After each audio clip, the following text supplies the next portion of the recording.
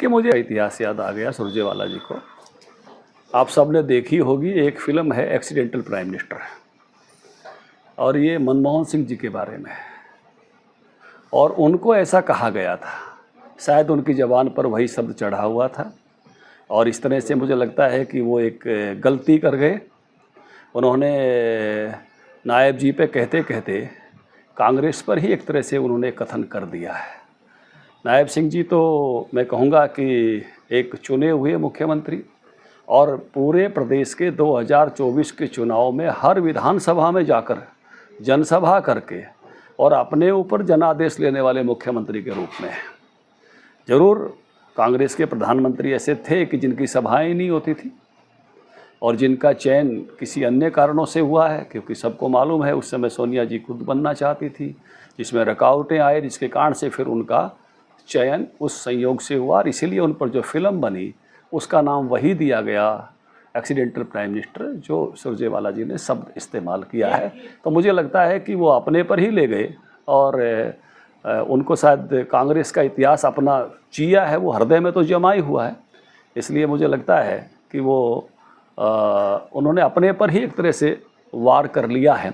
और नायब सिंह जी जन आदेश के द्वारा, हरियाणा के जन आदेश के द्वारा चुने गए, जनता के समर्थन के द्वारा और उसके बाद विधायकों के समर्थन के द्वारा खुद उनके ही नाम पर चुने गए शानदार मुख्यमंत्री।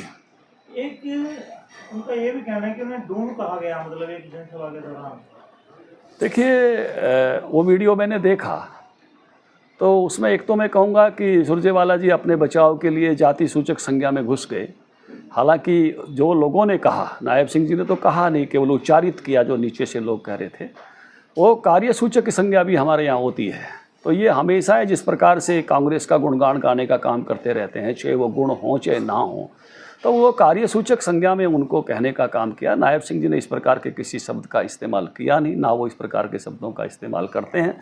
हाँ, नीचे से जो लोग कह रहे थे उन्होंने उसी शब्द को केवल उच्चारित किया, और इसलिए, और वो भी कर्म सूचक है, मैंने कहा कार्यसूचक संज्ञा है, वो अपने बचाव के लिए वो जो है इसको जाति सूचक संज्ञा की तरफ ले जाने का प्रयास कर रहे हैं सुरजेवाला जी। लेकिन सब समझते हैं लोग कि कौन सी बात किस रूप में कही गई है, और खुद मुख्यमंत्री जी के द्वारा ऐसा कोई शब्द अपना उनका मौलिक शब्द नहीं है, केवल नीचे से लोग बोल रहे थे, वही एक तरह से उच्चारित है।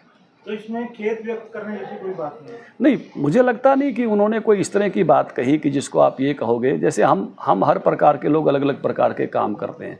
आप ज़्यादा हिसाब किताब करोगे तो हो सकता है कोई आपको कहे कि आप क्यों जो है व्यापारी बने, वो व्यापारी कास्ट भी है, व्यापारी व्यवसाय भी है। आप कोई ज़्यादा खेती विषय का बात करने लगोगे तो शायद कोई कहने लगे कि क्यों आज तो बड़े किसान बने हुए हो।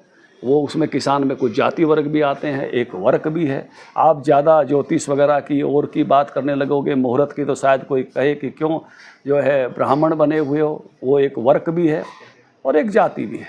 तो लोगों ने भी जो कहा वो उनको जाति उसमें नहीं कहा, उनको कार्यसूचक में उसमें कहा, कार्यसूचक संज्ञा में कहा, और इसलिए वो उसको अपने उसके लिए, अपनी डिफेंस के लिए, अपने आप को मैं कहूँगा कि ये बनाने के लिए कि मैं बड़ा ये हूँ, थोड़ा सा अपने को, जिसको इसमें आदमी सिंपैथी लेता है कि आपने वहाँ कहा, तो सब उसके भाव को भी समझते हैं, शब्दों को भी समझते हैं, और इसलिए उनके भाव भी वहाँ बिल्कुल स्पष्ट हैं, कोई ऐसे भाव नहीं है, ना उन्होंने उस प्रकार से कहा है, और उन्होंने केवल उच्चारित कहा है, कोई मौलिक शब्द उनका नहीं है। और तो इसलिए इस प्रकार की उसमें वो अपने बचाव के लिए घुस रहे हैं सुरजेवाला जी। क्योंकि संकल्प पत्र की जब बात आई, भाजपा लगातार ये करती रही कि विशेषज्ञों से बात की गई है, और इसमें जो आर्थिक आधार है उसी पैमाने पर जो है किया जा रहा है, बात कही है। पहले तो आप आज बात उठाई है, और मुझे इस बात की 2 दिन से, जब से खड़गे जी ने ये कहा, तो मुझे लगा कि कांग्रेस पार्टी को रियलाइजेशन हुआ है।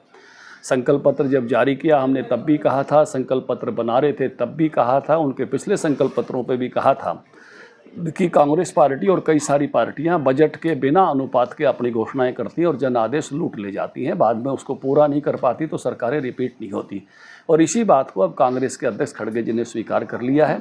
मैं कहूँगा कि ये एक सही रियलाइजेशन है उनका अपनी पार्टी के लिए, और इसके कारण से जो जब हमने अपना संकल्प पत्र बनाया तो कहा था कि हमने बजट को ध्यान में रख के इसको बनाया, और इसलिए बाकी सब दलों को भी अब इस बात को समझना चाहिए कि झूठी घोषणाओं के आधार पर वो सत्ताओं में आ तो सकते हैं लेकिन रिपीट नहीं कर सकते। और ये रियलाइजेशन होना, मैं कहूँगा कि जिस बात को हमने पहले उठाया इस बात को और बहुत ही प्रखरता के साथ कहा इस बात को, आज कांग्रेस को रियलाइजेशन हुआ है, ये अच्छी बात है।